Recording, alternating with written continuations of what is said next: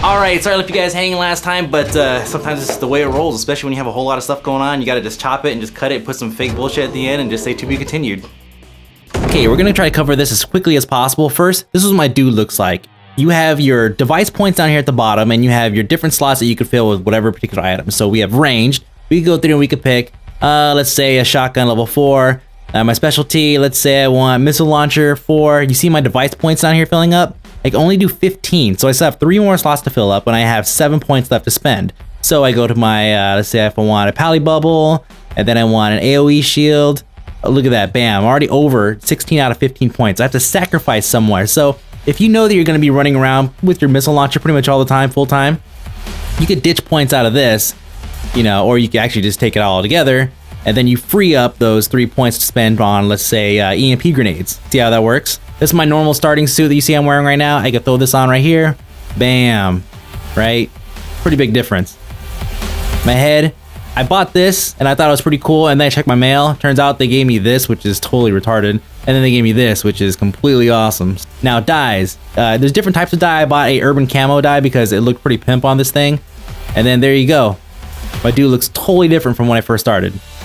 Alright, upgrades, armor and weapon. You get blueprints whenever you PvE or whenever you go and you purchase them from like a vendor or something like that. And you have your different slots to fill: head, shoulders, chest, arms, hands, legs, feet, etc, etc. Then you have all these weapon upgrades that do different things. Look carefully, there's a durability of 24 out of 35. That means I've played 11 games since I first equipped this thing.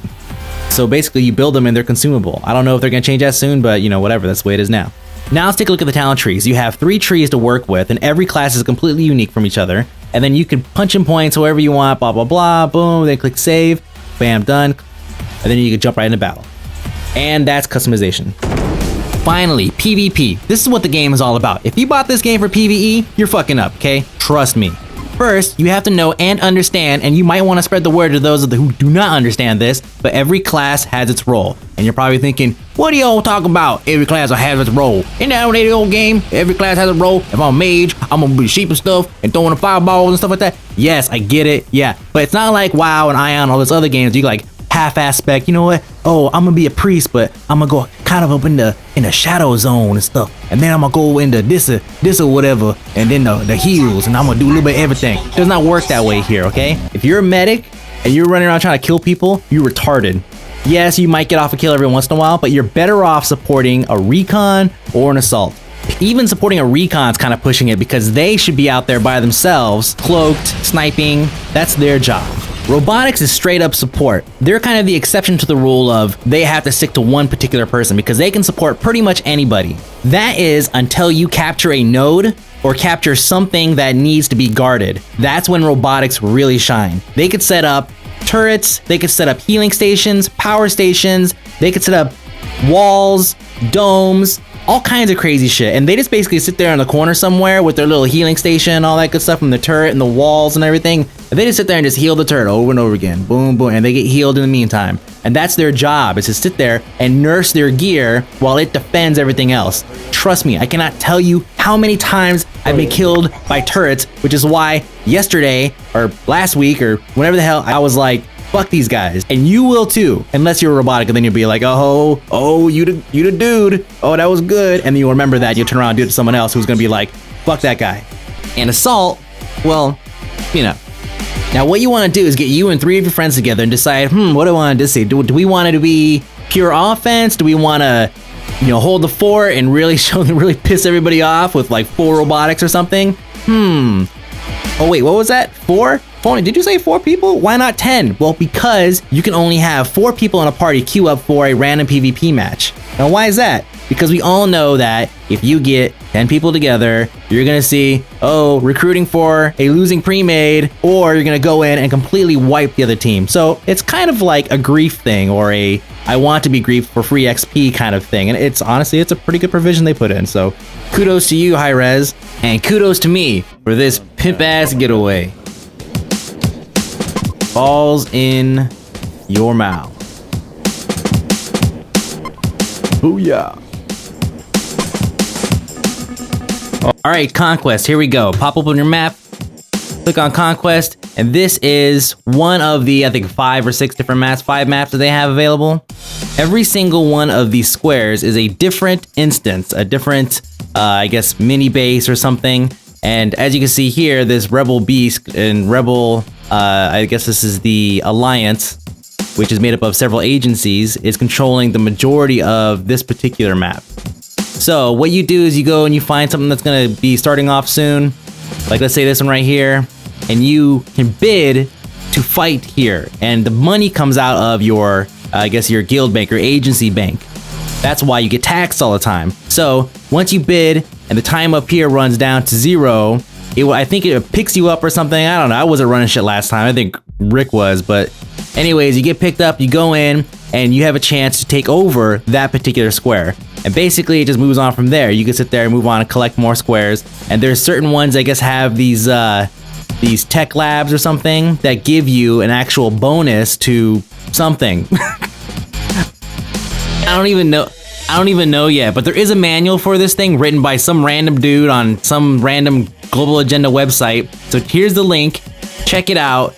I wish I had seen this before I actually made this review, but you know what? Fuck it. I just make shit up all the time anyways. And I'm always right. Yeah. So check it out. And here's your conquest footage. Surprise! It kind of looks like all the other footage I've shown. Supposedly there's gonna be cars and fucking tanks and maybe some flying shit and all that stuff soon, but as far as what they have right now, it leaves a lot to be desired. This is what you're paying for. This, and of course the bonuses and the bragging rights and the EP and all that good stuff. But you know, sometimes it's worth it to some people. Anyways, we're gonna slow it down just a little bit. I'm gonna let this play. You can see how terrible we are at this. We get totally annihilated here. And you know what? Time for some opinions. The game has all the good stuff you would expect from a first/third-person shooter, but with the added bonus of being able to gradually build up your character without that feeling that you're grinding. On the flip side, you may look at it like the entire thing is one huge grind fest because you are essentially playing the same 5 PvP game types on various maps, or the same 6 or 7 PvE security missions over and over again. So really, you should approach this game as a first-person, third-person, whatever shooter instead of an MMO, otherwise you're likely to set yourself up for failure. And typically I don't ask opinions of others. Actually, I never really have any, but I don't have anybody besides Sunday, and Sunday doesn't talk, so you know, her opinion kind of doesn't matter, I guess. But let's go ahead and we'll ask Rick. Rick, what do you think about PlanetSide? Lol. What do you think about Global Agenda?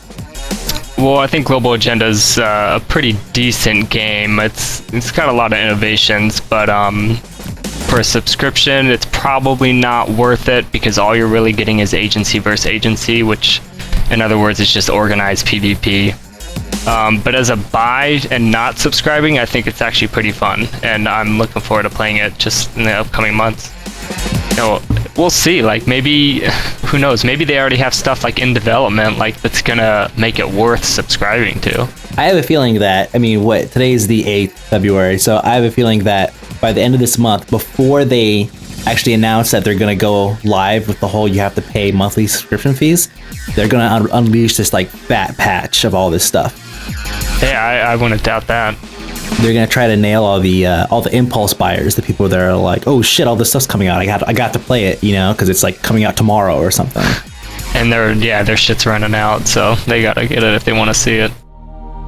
And there you have it, Global Agenda. I'm still waiting for that fat patch to come out and be like, oh, it's worth paying for. But I don't know if it's gonna happen. We'll see. It's I don't even know what date you're gonna see this, but it's probably like end of February or something like that. So right around this time, Hi-Rez, better start putting out that big old patch. It's gonna save the day at the last second, because we're counting on you.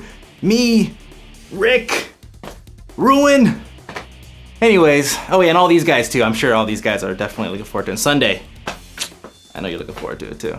Anyways, wow, that's it. So, I'm out of here. These lights are real hot. I'm going to Disneyland this weekend, so